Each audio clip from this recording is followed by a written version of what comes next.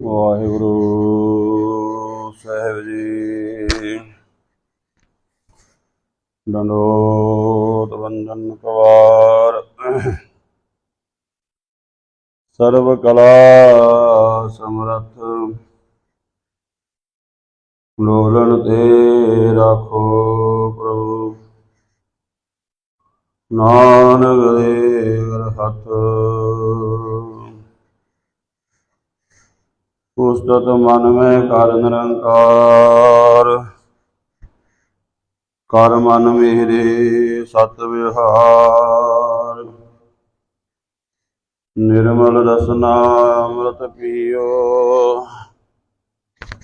ਸਦਾ ਸੁਹੇਲਾ ਕਰ ਲੈ ਜੀਓ। ਨੈਨੋ ਭੇਖ ਠਾਕੁਰ ਕਾ ਰੰਗ। ਸਾਧ ਸੰਗ ਬਿਨਸੈ ਸਭ ਸੰਗ। ਚਰਨ ਚਲੋ ਮਾਰਗ ਗੋਬਿੰਦ। ਮਿਟੈ ਪਾਪ ਜਪੀਐ ਹਰ ਬਿੰਦ। ਕਰ ਹਰ ਕਰਮ ਸਰਵਣ ਹਰ ਕਥਾ। ਹਰ ਦਰਗਹਿ ਨਾਨਕ ਉਜਲ ਮਥਾ। ਕਰ ਹਰ ਕਰਮ ਸਰਵਣ ਹਰ ਕਥਾ।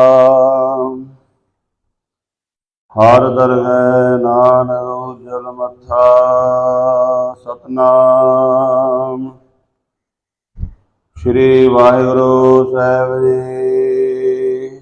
ਰਾਗ ਗੌਂਡ। ਬਾਣੀ ਭਗਤਾ ਕੀ ਕਬੀਰ ਜੀ। ਘਰ ਪਹਿਲਾ। ਇੱਕ ਓੰਕਾਰ। ਸਤਿਗੁਰ ਪ੍ਰਸਾਦਿ। ਸੰਤ ਮਿਲੈ ਕਿਛ ਸੁਣੀਐ ਕਹੀਐ। ਮਿਲੈ ਸੰਤ ਮਸਤ ਕਰ ਰਹੀਐ। ਬਾਬਾ ਬੋਲਣਾ ਕਿਆ ਕਹੀਐ।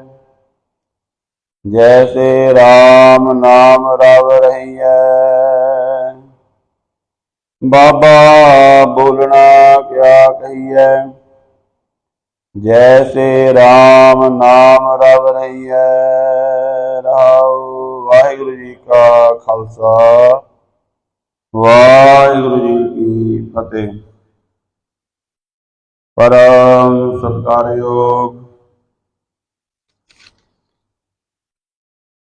ਜੁਗੋ ਜੋਗ ਅਟਲ ਚਵਰ ਛਤਰ ਤਖਤ ਦੇ ਮਾਲਕ। ਹਾਜ਼ਰਾ ਹਜ਼ੂਰ ਜਾਰਾ ਜਹੂਰ। ਸਰਬ ਕਲਾ ਭਰਪੂਰ ਸ਼ਬਦ ਗੁਰੂ। ਧੰਨ ਧੰਨ ਸ੍ਰੀ ਗੁਰੂ ਗ੍ਰੰਥ ਸਾਹਿਬ ਜੀ ਮਹਾਰਾਜ ਸੱਚੇ ਪਾਤਸ਼ਾਹ ਜੀ ਦੇ ਪਾਵਨ ਚਰਨਾਂ ਕਮਲਾਂ ਵਿਖੇ ਹਾਜ਼ਰੀਆਂ ਭਰ ਰਹੇ ਗੁਰੂ ਪਿਆਰ ਵਾਲੇ ਸਤ ਸੰਗੀ ਜਨੋ। ਗੁਰੂ ਪਾਤਸ਼ਾਹ ਜੀ ਨੇ ਬਖਸ਼ਿਸ਼ ਕੀਤੀ ਹੈ। ਸਤ ਸੰਗਤ ਦਾ ਅਮੋਲਕ ਸਮਾਂ ਬਖਸ਼ਿਆ ਹੈ। ਇਸ ਪਾਵਨ ਸਥਾਨ ਤੇ ਗੁਰਬਾਣੀ ਦੀ ਜੋ ਪਾਵਨ ਕਥਾ ਲੜੀਵਾਰ ਚੱਲ ਰਹੀ ਹੈ, ਇਸ ਦੇ ਤਹਿਤ ਗੌਂਡ ਰਾਗ ਦੇ ਅੰਦਰ ਇਸ ਸਮੇਂ ਭਗਤਾਂ ਦੀ ਬਾਣੀ ਦੀ ਆਰੰਭਤਾ ਹੋ ਰਹੀ ਹੈ। 870 ਅੰਗ ਤੇ ਪ੍ਰਥਮ ਭਗਤ ਕਬੀਰ ਸਾਹਿਬ ਜੀ ਦੀ ਪਾਵਨ ਬਾਣੀ। ਪਾਵਨ ਬਾਣੀ ਦੇ ਵਿੱਚ ਭਗਤ ਸਾਹਿਬਾਨ ਜੋ ਉਪਦੇਸ਼ ਬਖਸ਼ਿਸ਼ ਕਰ ਰਹੇ ਹਨ, ਅਕਾਲ ਪੁਰਖ ਵਾਹਿਗੁਰੂ ਜੀ ਦੀ ਬੰਦਗੀ ਕਰਨ ਦਾ, ਨਾਮ ਜਪਣ ਦਾ ਉਪਦੇਸ਼ ਹੈ। ਸਾਡਾ ਇਹ ਜੀਵਨ ਸਫਲ ਤਾਂ ਹੀ ਹੈ ਜੇਕਰ ਅਕਾਲ ਪੁਰਖ ਵਾਹਿਗੁਰੂ ਜੀ ਦੇ ਨਾਮ ਦਾ ਸਿਮਰਨ ਕਰਦੇ ਹਾਂ, ਬੰਦਗੀ ਕਰਦੇ ਹਾਂ। ਸਿਮਰਨ ਤੋਂ ਬਿਨਾਂ, ਬੰਦਗੀ ਤੋਂ ਬਿਨਾਂ ਇਹ ਜਿਹੜਾ ਜੀਵਨ ਬੜਾ ਕੀਮਤੀ ਹੈ। ਰਹਿਣ ਗਵਾਈ ਸੋਏ ਕੈ ਦਿਵਸ ਗਵਾਇਆ ਖਾਏ। ਹੀਰੇ ਜੈਸਾ ਜਨਮ ਹੈ ਕੋਡੀ ਬਦਲੇ ਜਾਏ। ਹੀਰਿਆਂ ਵਰਗਾ ਕੀਮਤੀ ਜੀਵਨ ਕੌਡੀਆਂ ਦੇ ਭਾਅ ਚਲਿਆ ਜਾਂਦਾ ਹੈ, ਖੁਆਰ ਹੋ ਜਾਂਦਾ ਹੈ, ਵਿਅਰਥ ਚਲਿਆ ਜਾਂਦਾ ਹੈ। ਤੋ ਵਾਹਿਗੁਰੂ ਦਾ ਨਾਮ ਅਸੀਂ ਕਿਵੇਂ ਜਪ ਸਕਦੇ ਹਾਂ? ਕਿਉਂਕਿ ਮਨੁੱਖ ਦਾ ਮਨ ਬੜਾ ਅਮੋੜ ਹੈ।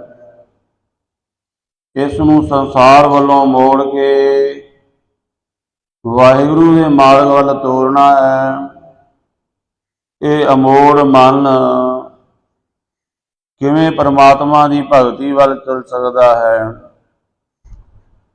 ਤਾਂ ਭਗਤ ਕਬੀਰ ਸਾਹਿਬ ਜੀ ਕਹਿੰਦੇ, ਭਾਈ ਰੱਬ ਦੇ ਪਿਆਰਿਆਂ ਦੀ ਸੰਗਤ ਕਰੋ, ਬੰਦਗੀ ਕਰਨ ਵਾਲਿਆਂ ਦੀ ਸੰਗਤ ਕਰੋਗੇ ਤਾਂ ਇਹ ਜਿਹੜਾ ਮਨ ਹੈ, ਮਨ ਤਾਂ ਪੰਛੀ ਦੀ ਤਰ੍ਹਾਂ ਹੈ। ਕਹਿੰਦੇ ਇਹਨੂੰ ਜਿਸ ਤਰ੍ਹਾਂ ਦੀ ਸੰਗਤ ਮਿਲਦੀ ਹੈ ਉਸੇ ਤਰ੍ਹਾਂ ਦੀ ਸੰਗਤ ਦੇ ਵਿੱਚ ਰਹਿਣ ਲੱਗ ਜਾਂਦਾ ਹੈ। ਕਬੀਰ ਮਨ ਪੰਖੀ ਭਿਓ, ਉੱਡ ਉੱਡ ਦਹਿ ਸਜਾਏ, ਜੋ ਜੈਸੀ ਸੰਗਤ ਮਿਲੈ ਸੋ ਤੈਸੋ ਫਲ ਖਾਏ। ਸੋ ਇਸ ਕਰਕੇ ਇਸ ਮਨ ਨੂੰ ਸਾਧਣ ਦਾ ਜਿਹੜਾ ਤਰੀਕਾ ਹੈ ਉਹ ਭਗਤ ਕਬੀਰ ਸਾਹਿਬ ਜੀ ਨੇ ਇਹ ਦੱਸਿਆ ਹੈ। ਸੰਤਾਂ ਦੇ ਨਾਲ ਵਿਚਾਰ ਵਟਾਂਦਰਾ, ਗੁਰਮੁਖਾਂ ਦੇ ਨਾਲ ਵਿਚਾਰ ਕਰੀਏ। ਜਿਵੇਂ ਗੁਰੂ ਅਮਰਦਾਸ ਮਹਾਰਾਜ ਜੀ ਵੀ ਫਰਮਾਨ ਕਰਦੇ ਨੇ, ਆਓ ਸੰਤ ਪਿਆਰਿਓ ਅਕਥ ਕੀ ਕਰੈ ਕਹਾਣੀ, ਕਰੈ ਕਹਾਣੀ ਅਕਥ ਕੇਰੀ, ਕਿਤ ਦੁਆਰੈ ਪਾਈ ਹੈ। ਆਓ ਭਾਈ ਆਪਾਂ ਸਾਰੇ ਰਲ ਕੇ ਬੈਠ ਕੇ ਇਹ ਵਿਚਾਰ ਕਰੀਏ ਕਿ ਅਕਥ ਵਾਹਿਗੁਰੂ ਨੂੰ ਅਸੀਂ ਕਿਵੇਂ ਪਾ ਸਕਦੇ ਹਾਂ। ਜਿੰਨਾ ਕੋਈ ਵੱਡਾ ਮਸਲਾ ਹੁੰਦਾ ਹੈ, ਜਿੰਨਾ ਕੋਈ ਵੱਡਾ ਕੰਮ ਹੁੰਦਾ ਹੈ, ਉਹਦੀ ਓਨੀ ਡੂੰਘੀ ਵਿਚਾਰ, ਉਹਦੀ ਪਲੈਨਿੰਗ ਕੀਤੀ ਜਾਂਦੀ ਹੈ ਵੀ ਇਸ ਕਾਰਜ ਨੂੰ ਕਿਵੇਂ ਕੀਤਾ ਜਾਵੇ। ਕੋਈ ਵੀ ਕਾਰਜ ਜਿਹੜਾ ਹੈ, ਭਾਵੇਂ ਛੋਟੇ ਤੋਂ ਛੋਟਾ ਹੈ ਤੇ ਭਾਵੇਂ ਵੱਡੇ ਤੋਂ ਵੱਡਾ ਹੈ, ਉਹ ਪਲੈਨਿੰਗ ਦੇ ਨਾਲ, ਤਰਕੀਬ ਦੇ ਨਾਲ, ਯੁਕਤੀ ਦੇ ਨਾਲ ਹੁੰਦਾ ਹੈ। ਤਾਂ ਇਹ ਸਾਡਾ ਅਮੋੜ ਮਨ ਕਿਵੇਂ ਵਾਹਿਗੁਰੂ ਦੀ ਬੰਦਗੀ ਵਿੱਚ ਲੱਗ ਸਕਦਾ ਹੈ, ਸਾਨੂੰ ਵਾਹਿਗੁਰੂ ਦੀ ਪ੍ਰਾਪਤੀ ਕਿਵੇਂ ਹੋ ਸਕਦੀ ਹੈ। ਬੜਾ ਵੱਡਾ ਕਾਰਜ ਹੈ, ਪਰ ਇਹਦੀ ਗੁਰਮੁਖੋਂ ਪਲਾਨਿੰਗ ਕੀ ਜੁਗਤੀ ਉਹ ਹੈ ਗੁਰੂ ਦੀ ਸੰਗਤ, ਗੁਰਮੁਖਾਂ ਦੀ ਸੰਗਤ ਵਿੱਚ ਬੈਠਿਆ ਜਾਵੇ ਤੇ ਵਿਚਾਰ ਕੀਤੀ ਜਾਵੇ। ਭਗਤ ਕਬੀਰ ਸਾਹਿਬ ਜੀ ਦਾ ਇੱਕ ਸ਼ਬਦ ਆਉਂਦਾ ਹੈ, ਕਿਉਂ ਲੀਜੈ ਗੜ ਬੰਕਾ ਭਾਈ, ਦੋਵਰ ਕੋਟ ਅਰ ਤੇਵਰ ਖਾਈ, 5 25 ਮੋਹ ਮਦ ਮਸਰ, ਆਡੀ ਪਰਬਲ ਮਾਇਆ, ਜਨ ਗਰੀਬ ਕੋ ਜੋਰ ਨਾ ਪਹੁੰਚੈ, ਕਹਾਂ ਕਰੂੰ ਰਗਰਾਇਆ। ਕਾਮ ਕਵਾਰੀ ਦੁਖ ਸੁਖ ਦਰਵਾਨੀ, ਪਾਪ ਪੁਨ ਦਰਵਾਜਾ, ਕ੍ਰੋਧ ਪ੍ਰਧਾਨ ਮਹਾ ਬੜ ਧੁੰਦਰ, ਤੈ ਮਨ ਮਾ ਵਾਸੀ ਰਾਜਾ। ਸਨਾਦ ਸਵਾਦ ਸਨਾ ਟੋ ਮਮਤਾ ਕੋ, ਕੁਬੁੱਧ ਕਮਾਨ ਚੜਾਈ, ਤ੍ਰਿਸ਼ਨਾ ਤੀਰ ਰਹੇ ਘਟ ਭੀਤਰ, ਇਉਂ ਗੱਡ ਲਿਓ ਨਾ ਜਾਈ। ਪਹਿਲਾਂ ਇਹਦੀਆਂ ਕਮੀਆਂ ਦੱਸੀਆਂ ਨੇ, ਇਹਦੇ ਵਿੱਚ ਔਗਣ ਦੱਸੇ ਨੇ। ਸਰੀਰ ਦੇ ਵਿੱਚ ਕਹਿੰਦੇ ਸਰੀਰ ਰੂਪੀ ਕਿਲੇ ਨੂੰ ਕਿਵੇਂ ਜਿੱਤਿਆ ਜਾਵੇ, ਬੜੀ ਔਖੀ ਗੱਲ ਹੈ। ਇਹਦੇ ਵਿੱਚ ਮਨ ਰਾਜਾ ਬਣ ਕੇ ਰਾਜ ਕਰ ਰਿਹਾ ਹੈ, ਮਨ ਨੇ ਇਹਦੇ ਤੇ ਕਬਜ਼ਾ ਕਰ ਲਿਆ ਹੈ। ਇਹ ਕਿਲਾ ਜੀਵ ਆਤਮਾ ਦਾ ਹੈ, ਪਰ ਇਹਦੇ ਤੇ ਮਨ ਨੇ ਕਬਜ਼ਾ ਕਰ ਲਿਆ ਹੈ। ਤਾਂ ਕਿਵੇਂ ਇਸ ਕਿਲੇ ਨੂੰ ਜਿੱਤਿਆ ਜਾਵੇ? ਮਨ ਰੂਪੀ ਦੁਸ਼ਮਣ ਨੇ ਇਹਦੇ ਤੇ ਕਬਜ਼ਾ ਕਰਕੇ ਆਪਣੀ ਫੌਜ ਬਿਠਾ ਲਈ ਹੈ। 5 25 ਮੋਹ ਮਦ ਮਸਰ, ਆਦਿ ਪਰਬਲ ਮਾਇਆ, ਜਨ ਗਰੀਬ ਕੋ ਜੋਰ ਨਾ ਪਹੁੰਚੈ, ਕਹਾਂ ਕਰੂ ਰਗਰਾਇਆ। ਤਾਂ ਇਹਦਾ ਅੱਗੇ ਹੱਲ ਦੱਸਿਆ ਹੈ, ਪ੍ਰੇਮ ਪਲੀਤਾ ਸੁਰਤ ਹਵਾਈ, ਗੋਲਾ ਗਿਆਨ ਚਲਾਇਆ। ਕਹਿੰਦੇ ਇਸ ਤਰ੍ਹਾਂ ਪ੍ਰੇਮ ਦੇ ਨਾਲ ਜਦੋਂ ਗੁਰਮੁਖਾਂ ਦੀ ਸੰਗਤ ਕੀਤੀ ਤਾਂ ਫਿਰ ਉਹ ਹਥਿਆਰ ਬਣਾ ਕੇ ਪ੍ਰੇਮ ਪਲੀਤਾ ਸੁਰਤ ਹਵਾਈ, ਆਪਣੀ ਸੁਰਤ ਨੂੰ ਉੱਚਾ ਚੁੱਕੇ, ਗੋਲਾ ਗਿਆਨ ਚਲਾਇਆ, ਵਿੱਚ ਗਿਆਨ ਦਾ ਗੋਲਾ ਆਤਮਿਕ ਗਿਆਨ ਲਿਆ, ਆਤਮਿਕ ਸੋਝੀ ਲਈ ਗੁਰੂ ਕੋਲੋਂ, ਸ਼ਬਦ ਵਿੱਚੋਂ, ਬਾਣੀ ਵਿੱਚੋਂ।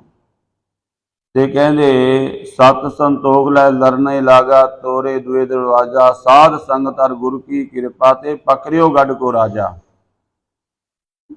ਕਹਿੰਦੇ ਦੈਵੀ ਗੁਣ ਲੈ ਕੇ ਸੰਗਤ ਵਿੱਚੋਂ गुरु अते सत संगत की कृपा नाल, भाव गुरु अते गुरमुखां की सहायता लैके साध संगत और गुरु की कृपा ते पकड़ियो गढ़ को राजा। इस शरीर रूपी किले में जिहड़ा राजा बनया बैठा सी, मन उहनूं पकड़ लिया, उहनूं अपना गुलाम बना लिया। ते भगत कबीर साहब जी कहते हुण सानूं अपना राज प्राप्त हो गया है। भगत भीर सकतर सख्त सिमरन की कटी, काल भै फासी, दास कबीर चढ़ियो गढ़ ऊपर, राज लियो अविनाशी। गुरमुखां नाल मिल के वाहिगुरू दा नाम जपिया, विचार कीती मेरे मन विच ये औगण ने, मेरे मन विच ये दोष ने, इन्हां दी निवृत्ति किवें हो सकदी है। जो जो सिमरन करदिआं रुकावटां आउंदियां ने, उन्हां रुकावटां दा हल कित्थों मिलेगा? गुरमुखां कोलों, गुरु दी संगत विचों। शास्त्रकारां ने 4 प्रकार दी चर्चा दसी है। 2 प्रकार दी चर्चा आपां नूं करनी चाहिदी है, 2 प्रकार दी चर्चा तो वर्जित कीता, 4 प्रकार दी चर्चा मन्नी गई है। पहली है वाद, दूसरी है हित, तीसरी है जालप, चौथी है वतंडा। वाद करना, आपां नूं कोई गल समझ नहीं आ रही, आपां गुरमुखां नाल बैठ के समझिए सानूं इस शब्द की समझ नहीं है, ਇਹਦਾ मतलब की है, कोई गल आपां नूं समझ नहीं आ रही, ਉਹਨੂੰ समझ ਲੈਣਾ, ਉਹਦੇ बारे वाद करना, भाव बोलना, एक दूजे नाल सांझ पानी। दूसरा है हित चर्चा, कि दो दूसरे नूं किसे नूं समझ नहीं है, हित नाल प्यार नाल ਉਹਨੂੰ समझाना, भाई ये की इदां है, तूं ये ठीक नहीं कर रहा, ਇਹਨੂੰ इस तरह करना, ये सेवा इस तरह करनी है, ये शब्द इस तरह पढ़ना है, दूजे दे प्रति हित रख के ਉਹਨੂੰ समझाना। आप भी समझना ना कि जे आपां नूं समझ नहीं, किसी कोलों पुछ लईए गुरमुखा कोलों, ते जिहड़ा अपने तो पिछे है ਉਹਨੂੰ समझा दईए, जो इस मार्ग ते चल रहा, भाई इदां नहीं इदां करना है, तां तैनूं सफलता मिलेगी। ये 2 प्रकार की चर्चा आपां नूं करन वास्ते कहा गया है। ਜਿਹੜੀ है जालप, वो है कि दूसरे दी गल नूं रद्द कर देना, दूसरे दी गल नूं रद्द कर देना, दूसरे दी गल मननी ही नहीं है। इसे तरह वतंडा जिहड़ी है, ਉਹਦੇ नाल एक दूजे नाल झगड़ा करन लग जाना, अपना ही मत मनाउणा, मैं ही सही हाँ, मैं ही सही हाँ, भावें आप गलती होवे। तो ये 2 तरह की चर्चा तो वर्जित किया है। 2 प्रकार की चर्चा आपां नूं करन वास्ते आख्या गया है, वाद अते हित।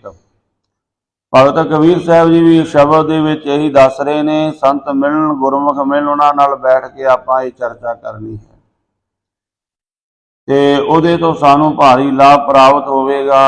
आपां रूहानीयत विच तां ही सफल हो सकदे हां जे आपां किसी इस मार्ग बारे सुनांगे, समझांगे, विचार करांगे। सो आओ भगत कबीर साहब जी पावन बाणी द्वारा उपदेश कर रहे ने, प्यार नाल आखो सतनाम श्री वाहिगुरु साहिब जी। राग गौंड बाणी भगतां की।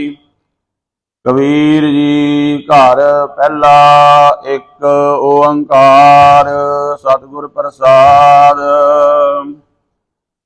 संत मिलै किछ सुनिए कहिए, मिलै असंत मस्त कर रही है। ये शब्द दा रहाओ दा बंद है, बाबा बोलना क्या कहिए, जैसे राम नाम रव रही है। भाई किहड़े बोल बोलीए कि साडी सुरत वाहिगुरू विच लीन हो जावे, परमात्मा विच जुड़ जावे। रहाओ दा बंद यह है कि आपां कैसे बोल बोलीए, कैसे विचार करिए, कित्थे बोलना चाहिदा है, कित्थे नहीं बोलना चाहिदा, सानू नहीं पता है। गुरबाणी दसदी है कित्थे बोलना है, कित्थे विचार करनी, कित्थे नहीं। भगत कबीर साहब जी कहते संत मिलै किछ सुनिए कहिए, संत मिले, रब दा भगती करन वाला, रब दे प्यार वाला कोई मिले, ਤੇ ਉੱਥੇ ਬੈਠ ਕੇ ਉਹਦੇ ਬਚਨਾਂ ਨੂੰ ਸੁਣੀਏ ਧਿਆਨ ਨਾਲ, क्योंकि ਜਿਹੜੇ ਗੁਰਮੁਖ ਨੇ ਉਹ ਐਵੇਂ ਨਹੀਂ ਬੋਲਦੇ। ਸੰਸਾਰ ਤਾਂ ਐਵੇਂ ਵਿਅਰਥ ਬੋਲੀ ਜਾਂਦਾ ਹੈ ਨਾ। 10 ਪ੍ਰਕਾਰ ਦਾ ਜਿਹੜਾ ਪਾਪ ਹੈ ਉਹਦੇ ਵਿੱਚੋਂ ਇੱਕ ਪਾਪ ਇਹ ਵੀ ਹੈ ਵਿਅਰਥ ਬੋਲਣਾ, ਬਿਨਾਂ ਮਤਲਬ ਤੋਂ ਬੋਲੀ ਜਾਣਾ, ਉਹਨੂੰ ਪਾਪ ਮੰਨਿਆ ਗਿਆ। 4 ਪ੍ਰਕਾਰ ਦਾ ਜ਼ਬਾਨ ਪਾਪ ਦਾ ਹੈ ਇਕੱਲੀ ਦਾ। 4 ਪ੍ਰਕਾਰ ਦਾ ਜਿਹੜਾ ਜ਼ਬਾਨ ਦਾ ਪਾਪ ਉਹਦੇ ਵਿੱਚੋਂ ਇੱਕ ਹੈ ਵਿਅਰਥ ਬੋਲਣਾ, ਨਿੰਦਿਆ ਕਰਨੀ, ਝੂਠ ਬੋਲਣਾ। ਇਹ ਜਿਹੜੇ ਰਸਨਾ ਦੇ ਪਾਪ ਹਨ। ਵਿਅਰਥ ਬੋਲਣਾ, ਫਿੱਕਾ ਬੋਲਣਾ, ਨਾਨਕ ਫਿੱਕਾ ਬੋਲਿਆ ਤਨ ਮਨ ਫਿੱਕਾ ਹੋਏ। ਵਿਅਰਥ ਬੋਲੀ ਜਾਣਾ ਬਿਨਾਂ ਮਤਲਬ ਤੋਂ ਐਵੇਂ ਇਹ ਇੱਕ ਪਾਪ ਮੰਨਿਆ ਗਿਆ ਹੈ। ਇਸ ਕਰਕੇ ਪਾਤਸ਼ਾਹ ਜੀ ਫਰਮਾਨ ਕਰ ਰਹੇ ਨੇ, ਸੰਤ ਮਿਲੈ ਕਿਛ ਸੁਣੀਐ ਕਹੀਐ। ਉਹਨਾਂ ਦੇ ਕੁਝ ਬੋਲਾਂ ਨੂੰ ਸੁਣੋ ਕੀ ਕਹਿੰਦੇ ਨੇ, ਕਿਉਂਕਿ ਜਿਹੜੇ ਰੱਬ ਦੇ ਪਿਆਰੇ ਨੇ ਉਹ ਐਵੇਂ ਨਹੀਂ ਬੋਲਦੇ। ਉਹ ਜਦੋਂ ਬੋਲਦੇ ਨੇ ਉਸ ਗੱਲ ਵਿੱਚ ਕੋਈ ਭੇਦ ਹੁੰਦਾ ਹੈ। ਸੁਣੋ ਧਿਆਨ ਦੇ ਨਾਲ।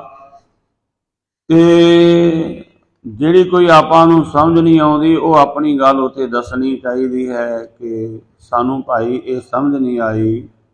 ਇਸ ਤਰ੍ਹਾਂ ਦੀ ਸਾਡੇ ਕੋਲ ਕੋਈ ਜੁਗਤੀ ਦੱਸੋ ਕਿ ਸਾਨੂੰ ਸਮਝ ਆ ਜਾਵੇ, ਰੂਹਾਨੀਅਤ ਦੇ ਮਾਰਗ ਦੀ ਸਮਝ ਪੈ ਜਾਵੇ। ਭਗਤ ਕਬੀਰ ਸਿੰਘ ਜੀ ਕਹਿੰਦੇ ਜਦੋਂ ਕੋਈ ਰੱਬ ਦਾ ਪਿਆਰਾ ਮਿਲੇ ਤੇ ਉਹਦੀ ਬਾਤ ਨੂੰ ਸੁਣਨਾ ਚਾਹੀਦਾ, ਉਹਦੇ ਨਾਲ ਵਿਚਾਰ ਸਾਂਝੇ ਕਰਨੇ ਚਾਹੀਦੇ ਨੇ, ਆਪਣੀ ਪੀੜਾ ਦੱਸਣੀ ਚਾਹੀਦੀ ਹੈ। ਮਿਲੇ ਅਸੰਤ ਮਸਤ ਕਰ ਰਹੀ ਹੈ, ਅਸੰਤ ਮਿਲੇ ਸਾਖਤ ਮਿਲ ਜਾਵੇ ਤਾਂ ਉਤੇ ਮਸਤ ਹੋ ਜਾਵੋ। ਮਸਤ ਹੋ ਜਾਵੋ ਭਾਵ ਐਵੇਂ ਕਿ ਜਿਵੇਂ ਸਾਨੂੰ ਕੁਝ ਆਉਂਦਾ ਹੀ ਨਹੀਂ ਹੈ। ਜਿਹੜੇ ਅਸੰਤ ਨੇ, ਸਾਖਤ ਨੇ, ਉਹਨਾਂ ਕੋਲ ਵੀ ਰੱਬ ਦਾ ਬੜਾ ਗਿਆਨ ਹੈ।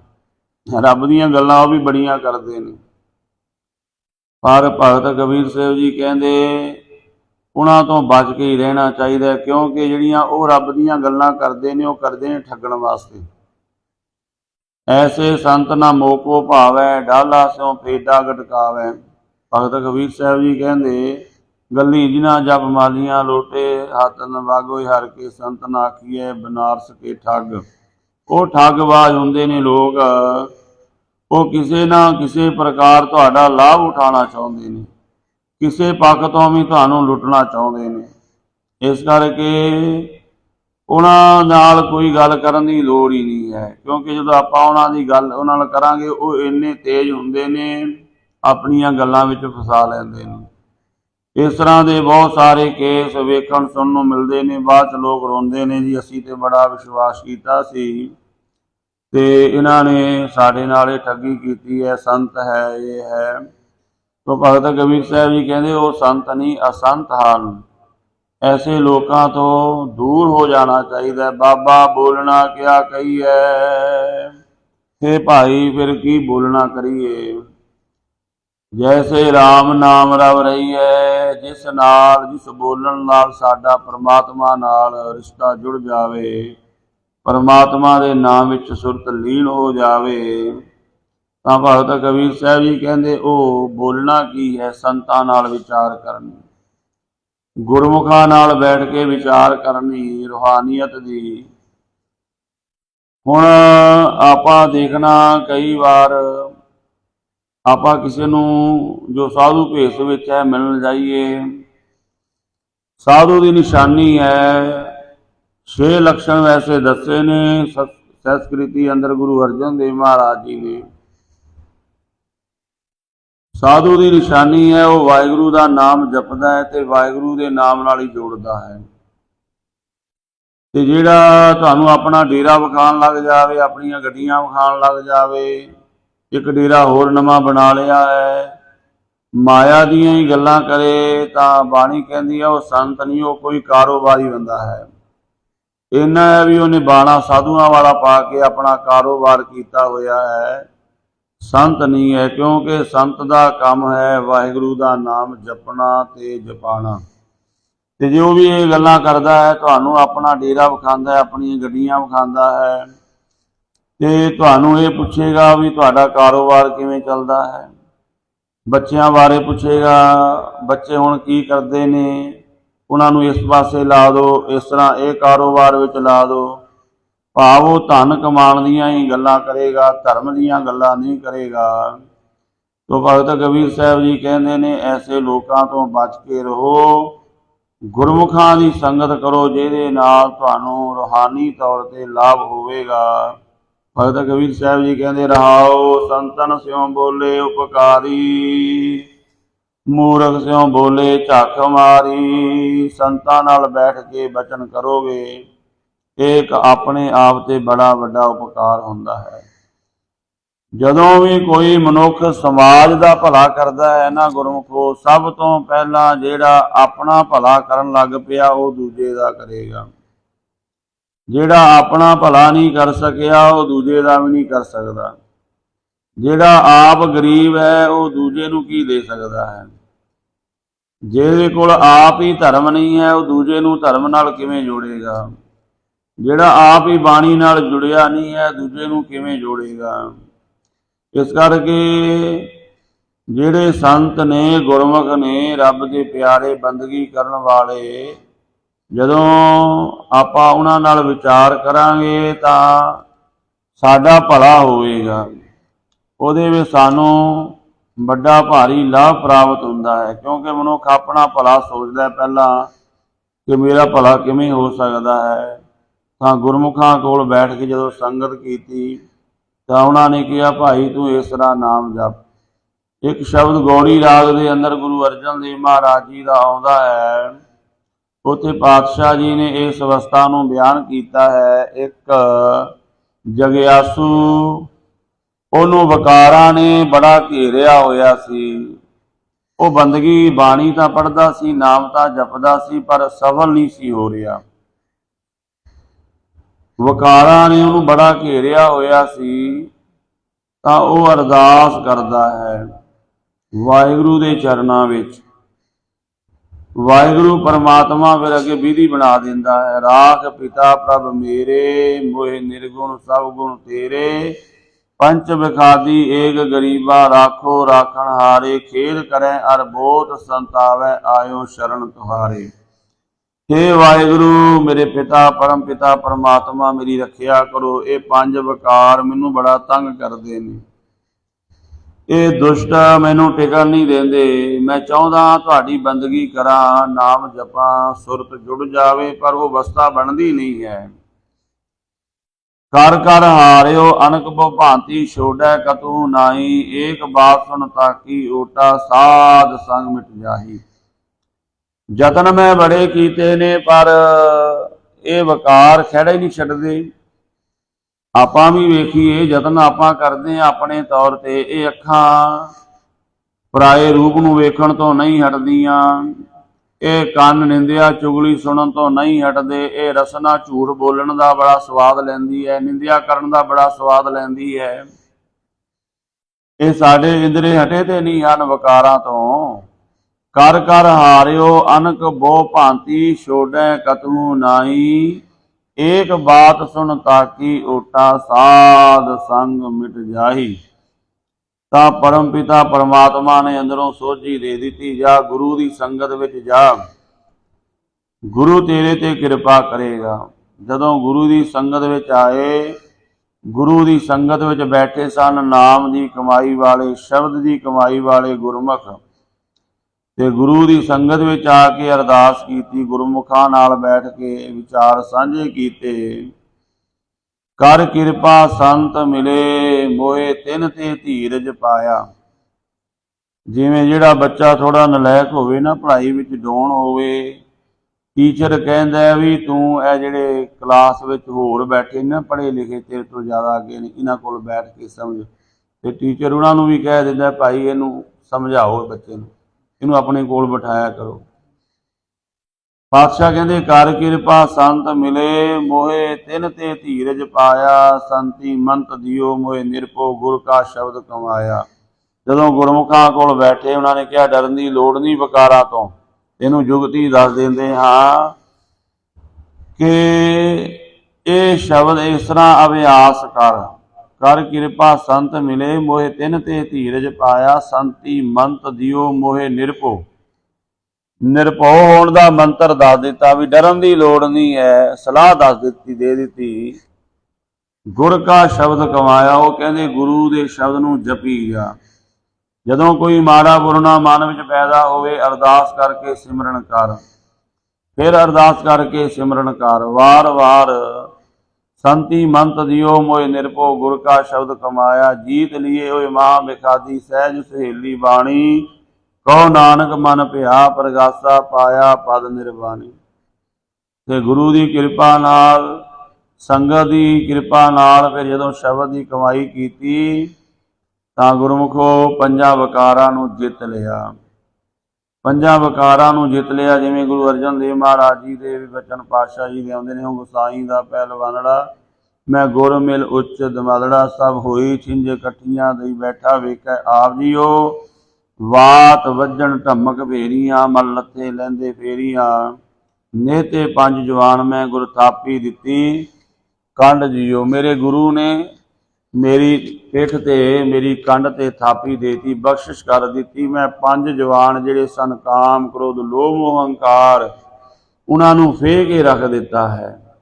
ਇਹ ਸਭ ਕਿਵੇਂ ਹੋਇਆ ਹੈ? ਗੁਰੂ ਦੀ ਸੰਗਤ ਦਾ ਸਦਕਾ, ਗੁਰੂ ਦੀ ਕਿਰਪਾ ਦਾ ਸਦਕਾ। ਤਾਂ ਉਹ ਪੰਜ ਵਿਕਾਰਾਂ ਨੂੰ ਜਿੱਤ ਲਿਆ। ਜਦੋਂ ਆਪਾਂ ਬੈਠ ਕੇ ਸੰਗਤ ਵਿੱਚ ਵਿਚਾਰ ਸੁਣਦੇ ਹਾਂ, ਕਰਦੇ ਹਾਂ, ਇਹਦੇ ਨਾਲ ਭਾਰੀ ਉਪਕਾਰ ਹੁੰਦਾ। ਮੂਰਖ ਸਿਉ ਬੋਲੇ ਝੱਖ ਮਾਰੀ, ਪਰ ਆਪਾਂ ਕਿਸੇ ਮੂਰਖ ਕੋਲ ਬੋਲਾਂਗੇ ਤਾਂ ਉਹ ਝੱਖ ਮਾਰਨ ਵਾਲਾ ਕੰਮ ਹੀ ਹੁੰਦਾ। ਉੱਥੋਂ ਸਾਨੂੰ ਕੁਝ ਲਾਭ ਪ੍ਰਾਪਤ ਨਹੀਂ ਹੁੰਦਾ। ਕਿਸੇ ਸਿਆਣੇ ਡਾਕਟਰ ਕੋਲ ਜਾਵਾਂਗੇ, ਆਪਣੀ ਪੀੜਾ ਦੱਸਾਂਗੇ, ਇਲਾਜ ਹੋਵੇਗਾ।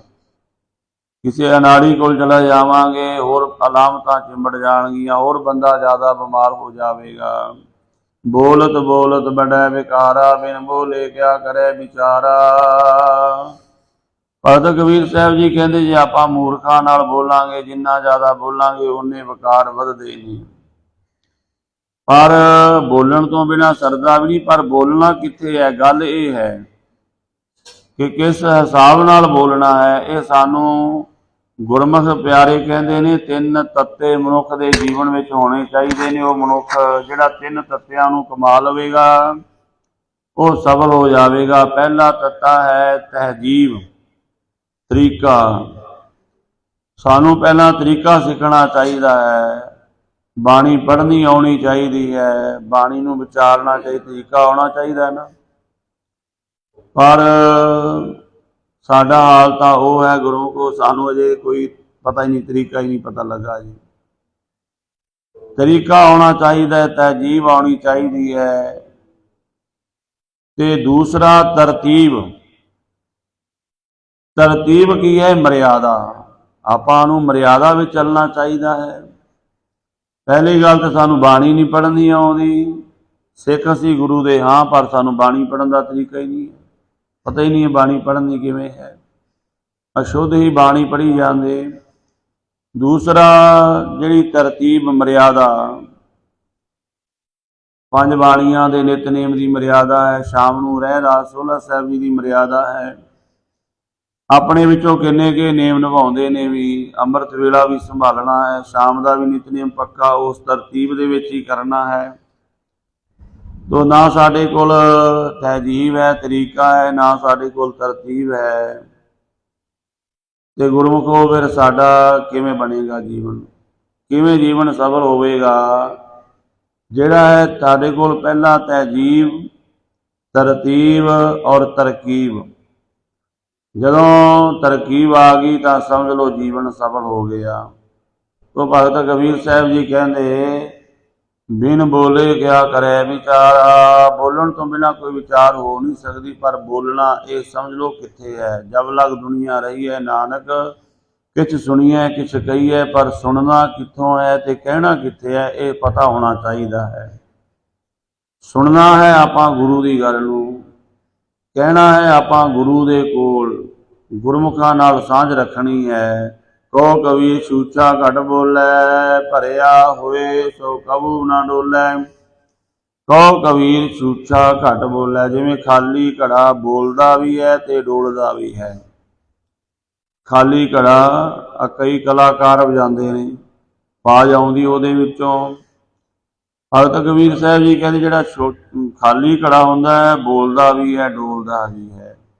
ਭਾਵ ਜਿਸ ਮਨੁੱਖ ਦੇ ਕੋਲ ਕੋਈ ਦੈਵੀ ਗੁਣ ਨਹੀਂ ਹੈ, ਕੋਈ ਬੰਦਗੀ ਨਹੀਂ ਹੈ, ਉਹ ਥਾਂ ਥਾਂ ਤੇ ਬੋਲਦਾ ਹੈ, ਆਪਣਾ ਹੰਕਾਰ ਪ੍ਰਗਟ ਕਰਦਾ ਹੈ।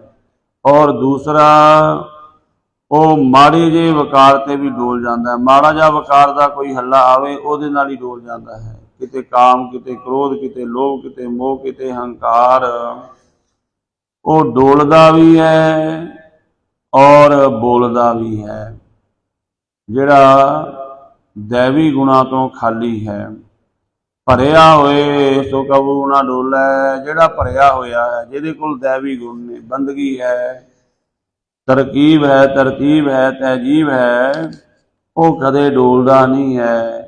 ਨਾ ਉਹ ਕਿਤੇ ਫਾਲਤੂ ਬੋਲਦੇ ਨੇ ਗੁਰਮੁਖ, ਕਿਉਂਕਿ ਉਹਨਾਂ ਨੂੰ ਪਤਾ ਲੱਗ ਗਿਆ ਹੈ ਬੋਲਣਾ ਵੀ ਇੱਕ ਪਾਪ। ਜ਼ੁਬਾਨ ਦੇ 4 ਪਾਪ ਜਿਵੇਂ ਆਪ ਜੀ ਨਾਲ ਸਾਂਝੇ ਕੀਤੇ ਨੇ, ਇਹਨਾਂ ਤੋਂ ਗੁਰੇਜ਼ ਕਰਨਾ ਗੁਰਮੁਖਾਂ ਨੂੰ ਸਮਝ ਆ ਜਾਂਦੀ ਹੈ। ਆਪਾਂ ਇਹ ਜ਼ੁਬਾਨ ਨਾਲ 4 ਪਾਪ ਰੋਜ਼ ਕਰਦੇ ਹਾਂ। ਪਹਿਲਾ ਹੈ ਝੂਠ ਬੋਲਣਾ। ਆਪਾਂ ਜੇ ਵੇਖੀ ਆਪਾਂ ਝੂਠ ਵੀ ਬੋਲਦੇ ਹਾਂ। ਬੰਦਾ ਘਰੇ ਬੈਠਾ ਹੁੰਦਾ ਹੈ, ਜੇ ਕਿਸੇ ਨੂੰ ਨਾ ਮਿਲਣਾ ਹੋਵੇ ਫੋਨ ਤੇ ਕਹਿੰਦਾ ਮੈਂ ਤਾਂ ਘਰੇ ਨਹੀਂ ਹਾਂ, ਉਹ ਕਹਿੰਦਾ ਮੈਂ ਤੁਹਾਡੇ ਘਰ ਆ ਰਿਹਾ ਸੀ, ਕਹਿੰਦਾ ਮੈਂ ਤਾਂ ਘਰੇ ਨਹੀਂ ਆਇਆ, ਘਰੇ ਬੈਠਾ ਹੋਇਆ। ਬਹਾਨਾ ਲਾਣਾ ਕੋਈ ਹੋਰ ਲਾ ਦੋ, ਪਰ ਝੂਠ ਬੋਲ ਦਿੱਤਾ। ਨਹੀਂ ਮਿਲਣਾ ਸਾਫ਼ ਕਹਿ ਦੋ ਭਾਈ ਸਾਡੇ ਕੋਲ ਟਾਈਮ ਨਹੀਂ, ਅਸੀਂ ਵੀ ਆਪਣੇ ਕਾਰਜ ਵਿੱਚ ਵਿਅਸਤ ਹਾਂ। ਪਹਿਲਾ ਹੈ ਇਹ ਪਾਪ ਹੈ ਝੂਠ ਬੋਲਣਾ, ਆਪਾਂ ਝੂਠ ਬੋਲਦੇ ਹਾਂ। ਦੂਸਰਾ ਪਾਪ ਹੈ ਰਸਨਾ ਦਾ, ਨਿੰਦਿਆ ਕਰਨੀ, ਵਿਅਰਥ ਐਵੇਂ ਬਿਨਾਂ ਮਤਲਬ ਤੋਂ ਹੀ ਨਿੰਦਿਆ ਕਰੀ ਜਾਣੀ, ਇਹ ਰਸਨਾ ਦਾ ਦੂਜਾ ਪਾਪ ਹੈ। ਤੀਸਰਾ ਹੈ ਫਿੱਕਾ ਬੋਲਣਾ, ਨਾਨਕ ਫਿੱਕਾ ਬੋਲਿਆ ਤਨ ਮਨ ਫਿੱਕਾ ਹੋਏ। ਚੌਥਾ ਹੈ ਵਿਅਰਥ ਬੋਲਣਾ, ਬਿਨਾਂ ਮਤਲਬ ਤੋਂ ਹੀ ਬੋਲੀ ਜਾਣਾ, ਜਿਹਦਾ ਕੋਈ ਸਿਰ ਮੂੰਹ ਵੀ ਨਾ ਹੋਵੇ, ਐਵੇਂ ਬਿਨਾਂ ਤੋਂ ਹੀ। ਤਾਂ ਇਹ 4 ਪਾਪ ਰਸਨਾ ਦੇ ਨੇ। ਗੁਰਮੁਖਾਂ ਨੂੰ ਸੋਝੀ ਆ ਗਈ, ਉਹ ਵਿਅਰਥ ਨਹੀਂ ਬੋਲਦੇ, ਨਿੰਦਿਆ ਨਹੀਂ ਕਰਦੇ, ਫਿੱਕਾ ਨਹੀਂ ਬੋਲਦੇ, ਝੂਠ ਨਹੀਂ ਬੋਲਦੇ, ਤੇ ਨਾ ਉਹ ਵਕਾਰਾਂ ਅੱਗੇ ਡੋਲਦੇ ਨੇ, ਕਿਉਂਕਿ ਗੁਰੂ ਦੀ ਕਿਰਪਾ ਨਾਲ ਉਹਨਾਂ ਨੇ ਨੇਤੇ 5 ਜਵਾਨ ਮੈਂ ਗੁਰ ਥਾਪੀ ਦਿੱਤੀ ਕੰਡ ਜੀਓ। ਗੁਰੂ ਨੇ ਮੇਰੀ ਕੰਡ, ਮੇਰੀ ਪਿੱਠ ਤੇ ਥਾਪੀ ਬਖਸ਼ਿਸ਼ ਕਰ ਦਿੱਤੀ। 5 ਜਵਾਨ ਵਕਾਰਾਂ ਨੂੰ ਮੈਂ ਫੇਹ ਕੇ ਰੱਖ ਦਿੱਤਾ ਹੈ। ਸਭ ਇਕੱਠੇ ਹੋਏ ਆਇਆ, ਘਰ ਜਾਸਨ ਵਾਟ ਵਟਾਇਆ। ਆਏ ਤਾਂ ਸਾਰੇ ਆਪਾਂ, ਜਿਵੇਂ ਗੁਰਮੁਖਾਂ ਦਾ ਜਨਮ ਹੈ ਆਪਾਂ ਵੀ ਉਸੇ ਤਰ੍ਹਾਂ ਹੀ ਆਏ ਹਾਂ, ਪਰ ਜਦੋਂ ਇੱਥੋਂ ਜਾਣਾ ਹੈ ਰਸਤਾ ਬਦਲ ਜਾਣਾ ਹੈ। ਗੁਰਮੁਖਾਂ ਦੇ ਜਾਣ ਦਾ ਮਾਰਗ ਹੋਣ ਹੋਣਾ ਹੈ। ਸਾਰਿਆਂ ਦਾ ਜਨਮ ਮਾਤਾ ਪਿਤਾ ਤੋਂ ਹੀ ਹੋਇਆ ਹੈ, ਇੱਕੋ ਮਰਿਆਦਾ ਵਿੱਚ ਹੋਇਆ ਹੈ, ਪਰ ਮਰਨਾ ਇੱਕ ਮਰਿਆਦਾ ਦਾ ਨਹੀਂ ਹੋਵੇਗਾ। ਜੀਵਨ ਤਾਂ ਸਾਡਾ ਵੀ ਉਸ ਤਰ੍ਹਾਂ, ਜਨਮ ਆਪਣਾ ਵੀ ਉਸ ਤਰ੍ਹਾਂ ਦਾ ਹੋਇਆ ਹੈ, ਸਾਧੂਆਂ ਦਾ ਗੁਰਮੁਖਾਂ ਦਾ ਜਨਮ ਵੀ ਉਸੇ ਤਰ੍ਹਾਂ ਹੋਇਆ ਹੈ, ਪਰ ਮਰਨਾ ਇੱਕ ਤਰ੍ਹਾਂ ਦਾ ਨਹੀਂ ਹੋਵੇਗਾ। ਮਰਨ ਵਿੱਚ ਫਰਕ ਪੈ ਜਾਵੇਗਾ।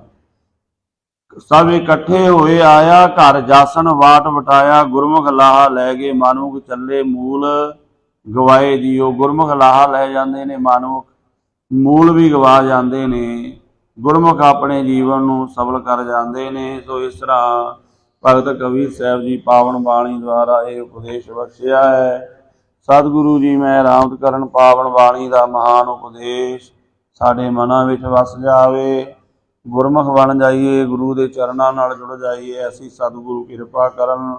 ਹੋਈਆਂ ਭੁੱਲਾਂ ਦੀ ਖਿਮਾ। ਵਾਹਿਗੁਰੂ ਜੀ ਕਾ ਖਾਲਸਾ, ਵਾਹਿਗੁਰੂ ਜੀ ਕੀ ਫਤਿਹ।